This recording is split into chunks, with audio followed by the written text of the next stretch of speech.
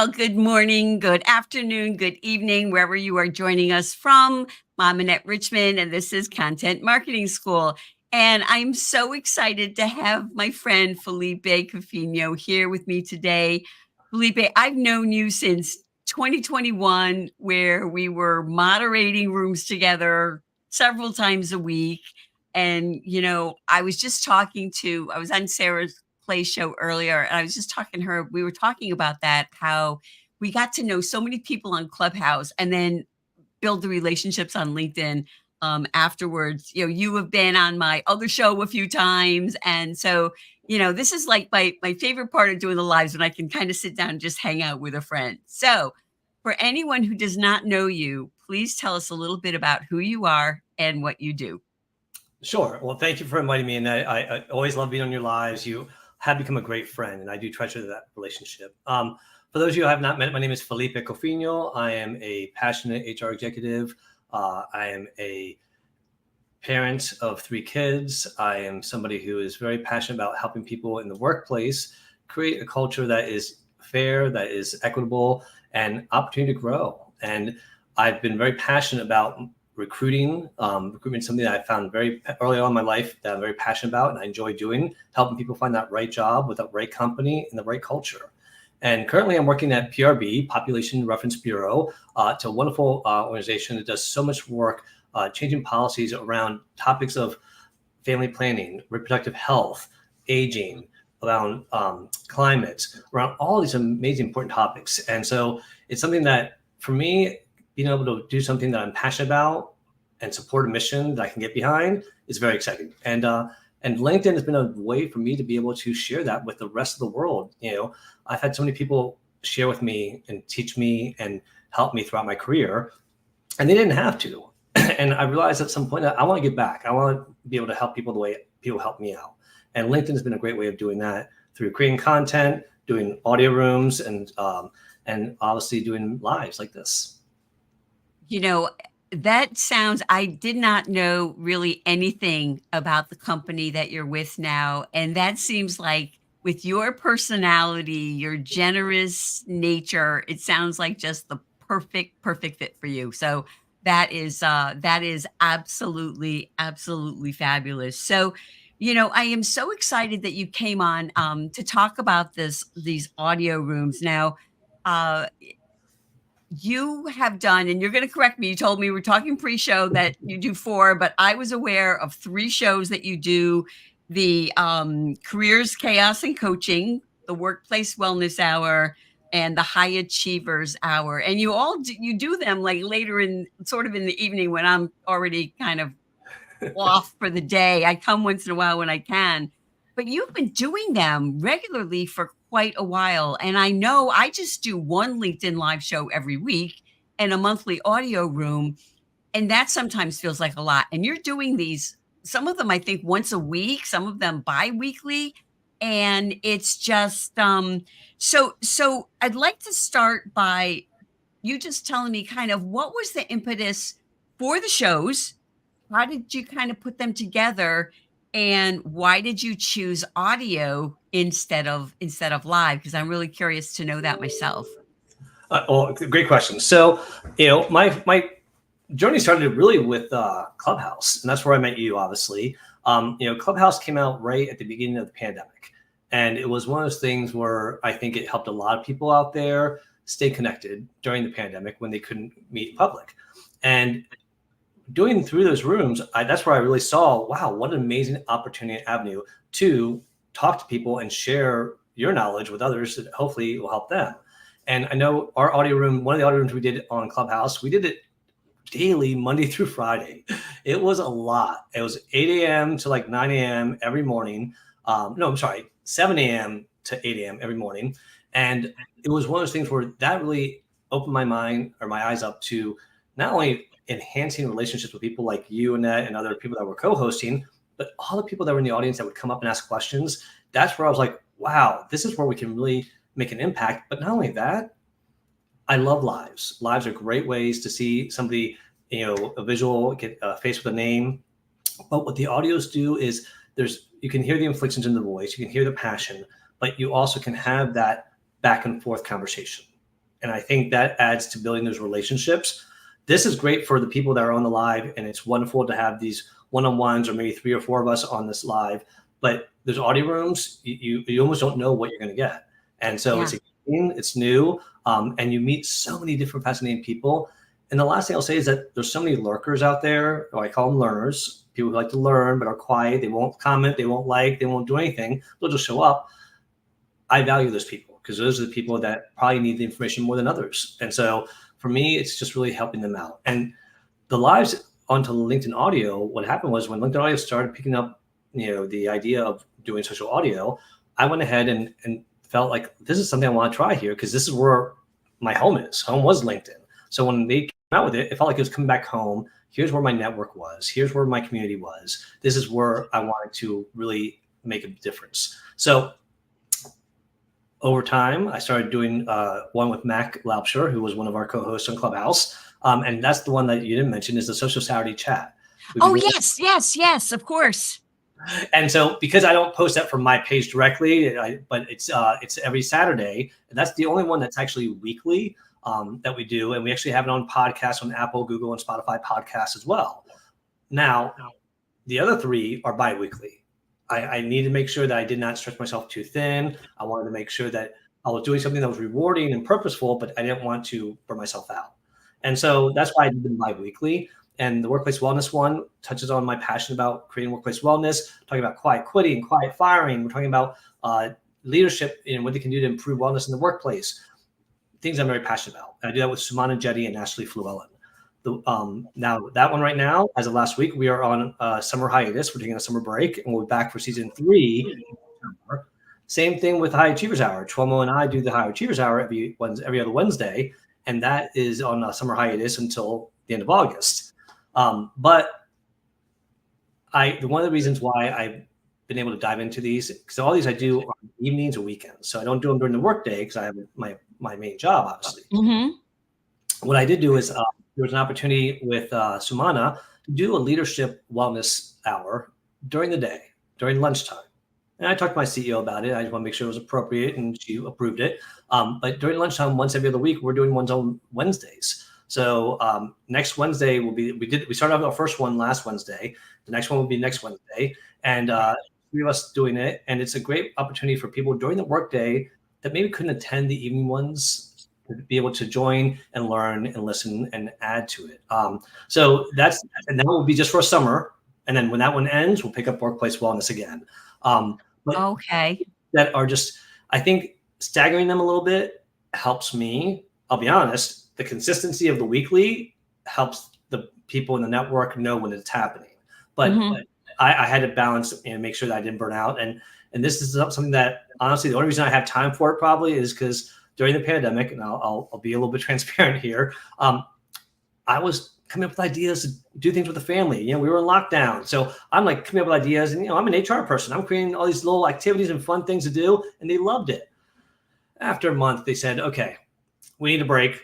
You need to find a hobby. Please do anything else. Just give us some time where we're not doing an activity. So that's where I started searching for something to do. And that's where I found Clubhouse. So yeah, it is really something where I'm hearing a little echo again. That's really strange. no. Okay, now it's gone. Now it's Okay. gone. Just for a minute. Okay. So Clubhouse, one of the things about it, and I was talking to somebody about that recently, like you, I talked to a lot of different people about sort of the similar topics, and I don't remember who it was. We were talking about one thing with Clubhouse is it was more of, it was anonymous in the sense that, on LinkedIn, you're there.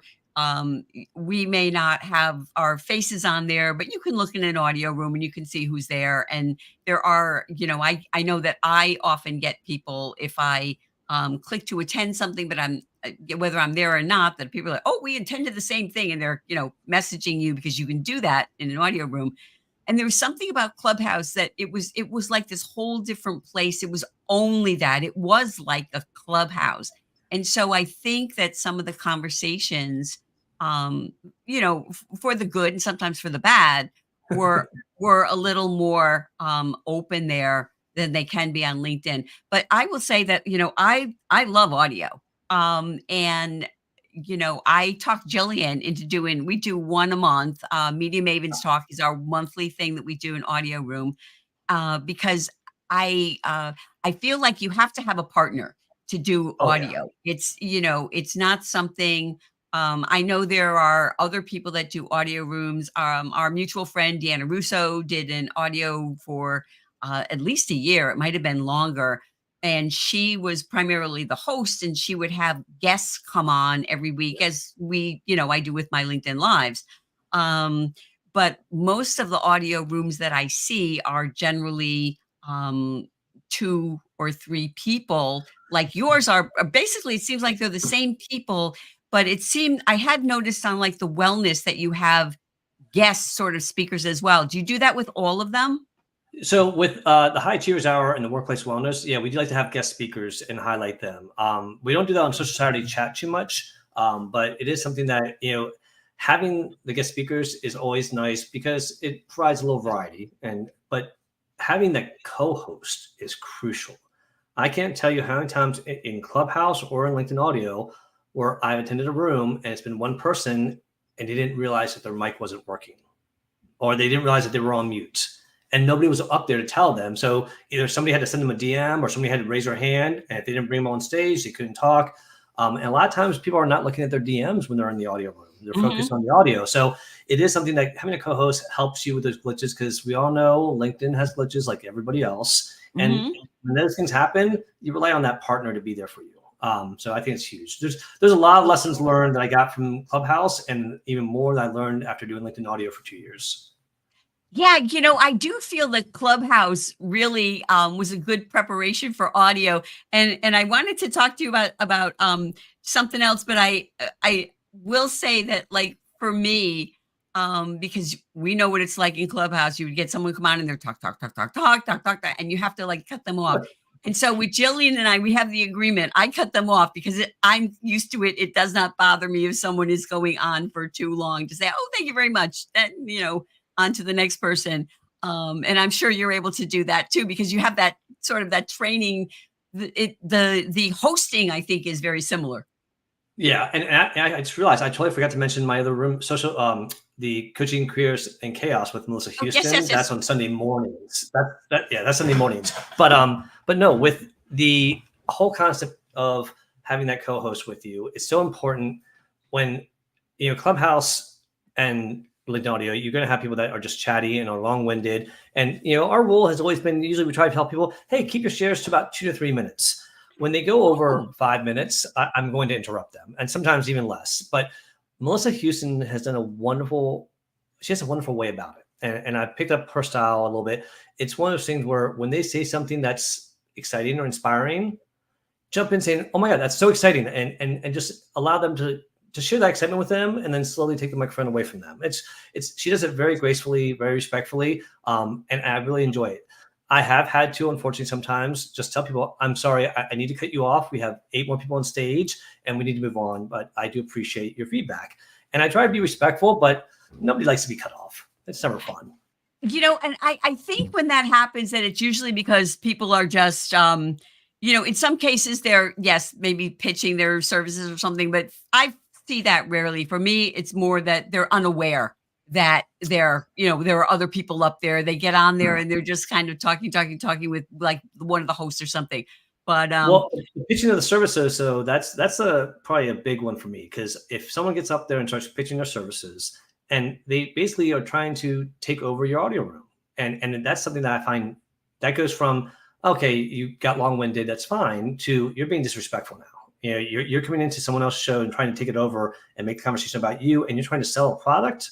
That's not appropriate. It's just the same as trying to sell to everyone that's attending that room while the room's going on. I've had that happen. I've had to ask someone to leave because it's not professional and it's not appropriate.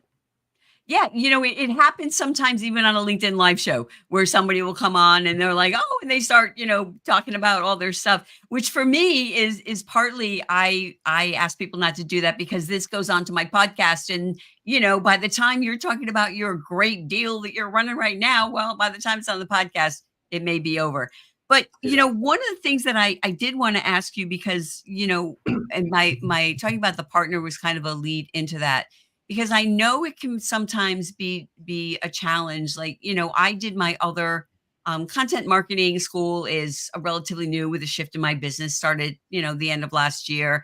And before that, it revolved around careers and business. But I also did a brief stint with the Trend Talk show. You may remember that. I think you were on the panel, which was a panel show talking about different topics. And while it was fun, and I think you do that sometimes with with your audio rooms, it could be very tricky trying to get people on the same time and trying to, who can't make it, but they're not concerned because they know there are other people. And then you get, 2 out of 3 people can't come. And so I just wanted you to give us some thoughts and maybe tips around that whole kind of thing. So is it about for the co-hosts or for the For attendees? guests, for guests. Okay, yeah. So here's some things that some lessons learned, and Clubhouse again taught me a lot, but LinkedIn really has fine-tuned some of these skills. First and foremost, obviously, when you schedule those rooms, do it with plenty of time. If you do it more than a day or two in advance, it's going to get buried by other comments anyway. So go ahead and give it enough advance time so people know about it, because it's like marketing 101. If they don't know about it, they're not going to attend. So let them know ahead of time. But then I always recommend do a promotional post a few days leading up to it, or even the day of. The day of, I'm a big fan of doing something, but if you do it like 3 days before, great. But if you don't do it 3 days before, at least do it the day of. Remind people, and don't just repost the original one, create a new one. Make the visual stand out, make it be different. Or sometimes you can use the same graphic as you used for the audio, because again, a lot of people don't see the invitations go out as often as original posts do. So what I found is using the same graphic or a new one, promote the post, invite people to come that day and let them know. Now, there's 2 other things that have really made an impact. One, who I invite. Now, we all know we have filters when you invite people to lives or to audio rooms, and you're able to filter them down by industry, location, a school. And so it's a great tool. Now, it's easy to select a whole bunch of people in the DC area and then select a whole bunch of HR people and just send it all to them. But that's very blind. And I won't do that if I have invitations left over after I'm done. But what I do first, and this is after you've done a few audio rooms, obviously, is I start going back to the previous audio rooms. I invite the people who attended it, people who already showed they had interest in it. I invite them. As those have grown over the years, it's been very consistent. The one thing that has helped me more than anything is invite the people back that already showed interest. Don't forget about it. Don't take them for granted. And that's why that day of the event post is so important. People have busy lives. I do not expect people to know my schedule all the time. It is not that important for them to have it on their calendar. So it's up to me. If I want them to attend, it's up to me to remind them. So give them that reminder, but invite those people. And after you invite the people that attended previous ones, you'll see that to grow. And as it grows, you'll be inviting more people. Now, after that, use those filters to go ahead and try to select people that are specific to that topic. If I have a topic that's about workplace wellness, I'm going to tackle the HR people and invite HR people. If it's about job searching and stuff like that, I'm going to look at what industries have recently done layoffs, and I'm going to invite people from those industries. It takes a little bit of work, but once you get your format down, it gets very consistent. It's very easy. And then if you have co-hosts, you get them to invite people as well from their network, because your networks aren't always the same. And that just blows it up. So if you get a co-host to invite people and help promote it on their page as well as your page, that is what I think has been wonderful. And then inviting people to share their topics that they want to learn from. That's something, in HR, I've always learned very early on. Do not assume that I know what everybody wants. I got to ask the employees and make sure I get the majority, if not all, the employees to give me feedback. Same with LinkedIn audio or your LinkedIn audience. You want to make sure that you're hearing from them. So invite them to share it. Send you a DM. Put it in the comments of your event. What topics would you like to see them cover in the future? Invite co-hosts too. Co-hosts attract a whole nother group of people that normally are not maybe in your network. I mean, if I invite you to be a speaker at one of my events, people who follow you that don't follow me might be open to seeing it and might become new attendees of the event. So those are the things that really matter. But then the last thing I'll say is this: branding and marketing yourself. If you're in rooms and they're talking about audio events, mention that you have an audio event. Invite people. I love it when people say, hey, go ahead and put your event in our comments of our events. And I invite people to do the same thing. It's nice to have that community of LinkedIn audio hosts, if you will, that support each other versus try to compete with each other. I mean, I've seen people schedule rooms at the same time. It happens. And I've watched people go back and forth between the two rooms sometimes, depending on which one has had piqued their interest. So there's a lot you can do. There's so much more you can do, but be careful not to burn yourself out. Like I always say, don't let LinkedIn bully you into doing more than you can handle. Yeah, yeah. So I just want to give a quick shout out to our Oh, friend Jean, Dee. who has been with us since the beginning. I met her in Clubhouse as well. Thank you so much for being here with us. And she also said, yes, learners as opposed to lurkers. And I think of the people as being just lookers too. You know, you may just be there looking and learning and looking Yeah. around, and there are so many people on LinkedIn that maybe I have people, I'm sure you do as well, Felipe and G, that, you know, I get messages from them that say, oh, yeah, I've been following you. I remember when you did this or that. And it's like, oh, I'm always surprised. I'm like, oh, I am okay, too. cool. I am too. People be like, "Oh, I saw that video." Like, "Oh, I didn't see any likes or comments, but I'm glad you liked it." So, and I guess Yeah. shout out to G. G is another HR. She's a great HR friend of mine that I've really just come to learn from her and love her a lot for all she does. If you're not following G, definitely follow her. She puts out some great content. She just is an amazing person. Yeah, she is. She is a very, very lovely person, and she definitely, you know, brightens LinkedIn by her presence on there. So, you know, I already obviously I picked up a few tips from you about doing the audio. And one thing that I do want to mention, I mean, we were talking about this a little bit earlier before we came live, the idea of LinkedIn audio. And I know there was a post, I think there may have been even more than one post about Oh, yeah. LinkedIn audio coming, and I was all excited, and I messaged my friends, "Oh, audio recording," and you know, and but when I went to set up the event I do with Jillian, our audio room, I didn't see anything on there about it, and then you had some news to share with me that not so Yeah. much. So I was just excited as you were. That when I heard that news, I'm like, I was like, thank God, finally, because so many times, unlike LinkedIn Lives, people say, "Oh, I missed your live. I'll catch the replay." There's no replays for audio rooms, and there's such great Yeah, content. And I know that Clubhouse did those, and we all appreciated having that history there. So when I saw that, I got very excited. One thing that's always important, this is why it benefits everyone to look at the comments of the posts that you read, because when I went to the comments, I saw that LinkedIn Help had commented, and LinkedIn Help said, "Thank you for the enthusiasm. We are working on trying to create recordings, but unfortunately, we do not have anything right now that's ready to launch. Please be patient with us as we continue to work on it." So somehow something must have gone out that gave people the impression that the recordings were coming, and maybe it's the fact that they are starting to work on it, but somehow it got translated into "it's available soon," and unfortunately it's yeah. not, which is a real bummer, I gotta say. Yeah, yeah, I know. Link, you know, those leaks happen, you know, in all places in our life. But yeah, it certainly is. And I know that that some people did record. Actually, Jillian and I, we recorded this because you can, you know, use third party and you can Oh yeah. record. And we did it for our first few rooms. We've been doing them almost a year now.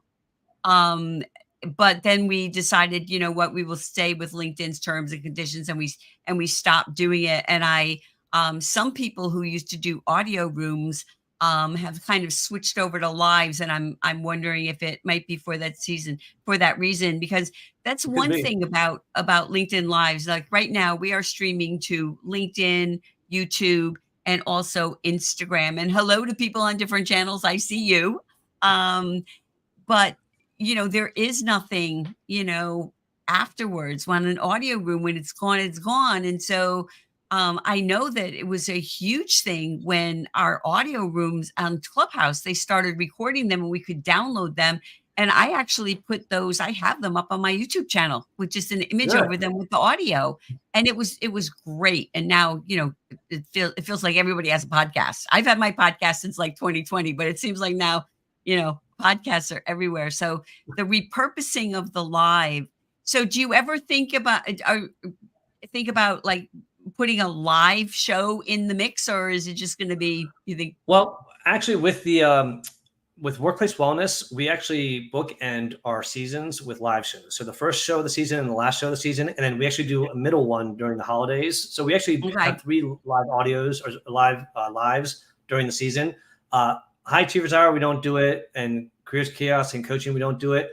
But with the Social Saturday Chat, we started doing it last year. And so we'll do another one this year. So it is something that there's definitely value to it. It complements the audios very well. I don't see any of them going fully over to lives because I do think that there's a benefit.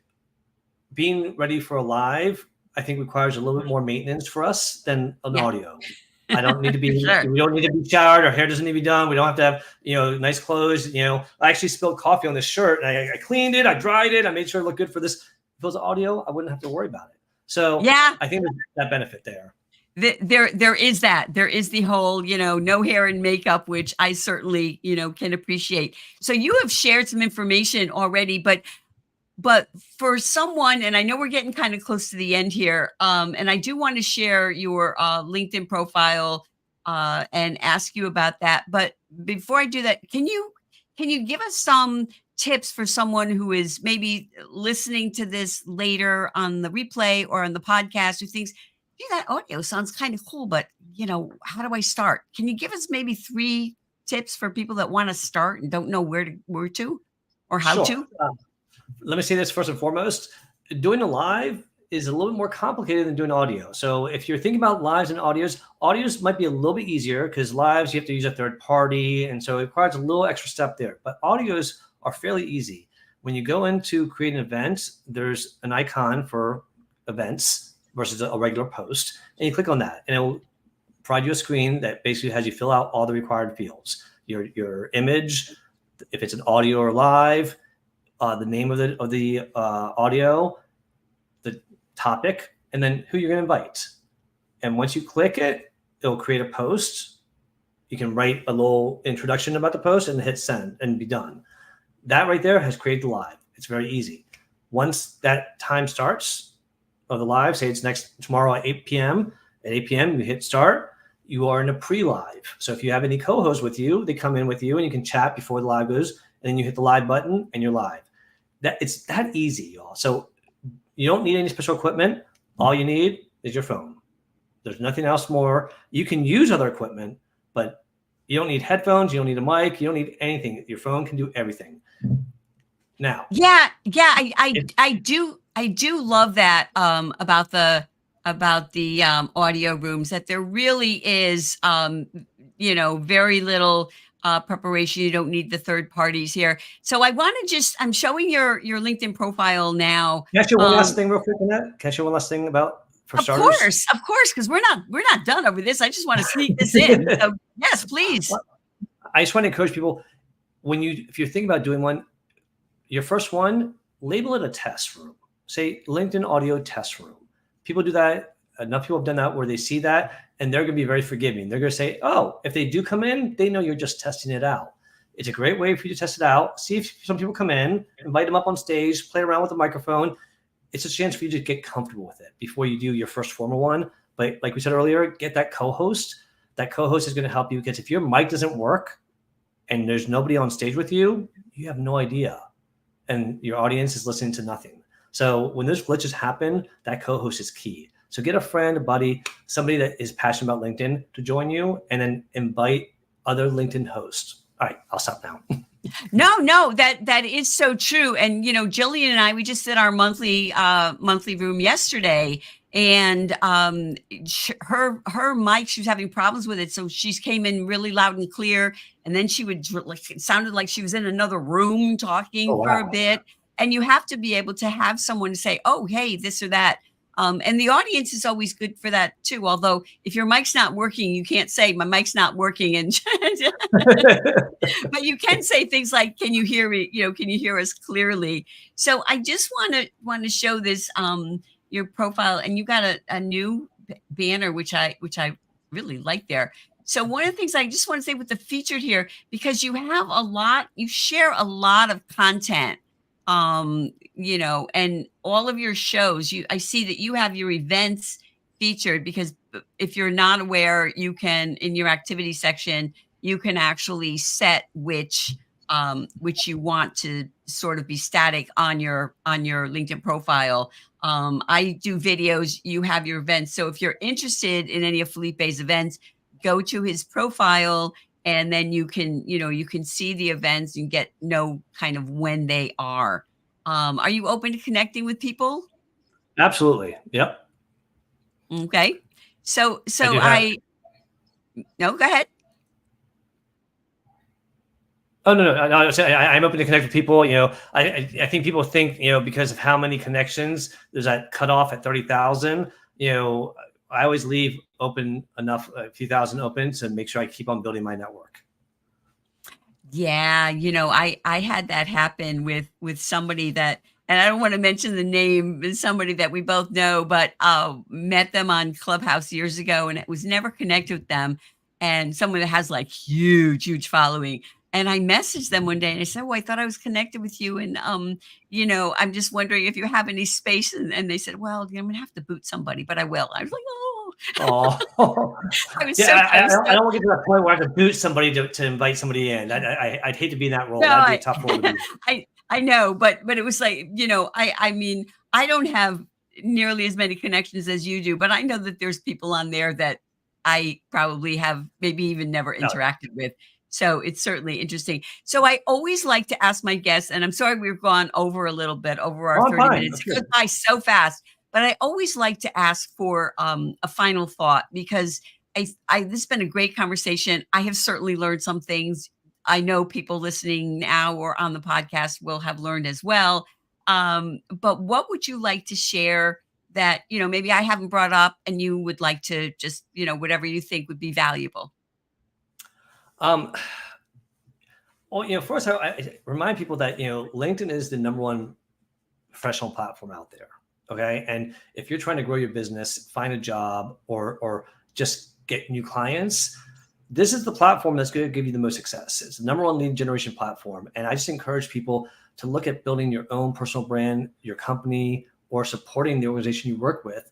You're going to bring value if you tap into this LinkedIn, whether it's video, audio, photographs. Pick what works for you. I don't do every single type of content available on LinkedIn. I like photography. I like audio. Those are my favorite things to do. I'm going to lean into those things. Find what works for you and lean into it. And as far as coming up, if people have interest in my audio rooms right now, like I said, I only have 2 going on right now during the summer, and that's the one every other Wednesday. So it'll be next Wednesday. Will be the next one for the Workplace Leadership Hour with Shumana Jetty, and that actually is posted from the Workplace Wellness Collective page. And then Saturday, I'm sorry, the one on Wednesday is at 12 noon Eastern. And then on Saturday at 12 noon Eastern, also every Saturday is a society chat, and you're welcome to join there. But connect with me if anything I've said resonates with you. Connect with me if you're passionate about workplace wellness or creating a workplace culture and helping brand the company and recruit. Those are the areas I get passionate about. I'd love to talk to you more about it. And if people need help out there, reach out to me, and I'm happy to help. You are such a lovely person, really. I am so happy that that I got to meet you, and I thank you again for being on our show. So thank you to everyone. We've had a few people here from the start, here on LinkedIn and also over on Instagram. I can see you. I can't see YouTube from here. But thank you so much for being with us. Um, have a great rest of your day, and I will be catching you in the next week. All Thanks right. very Thanks. much. Bye, everyone. Thank you, Annette.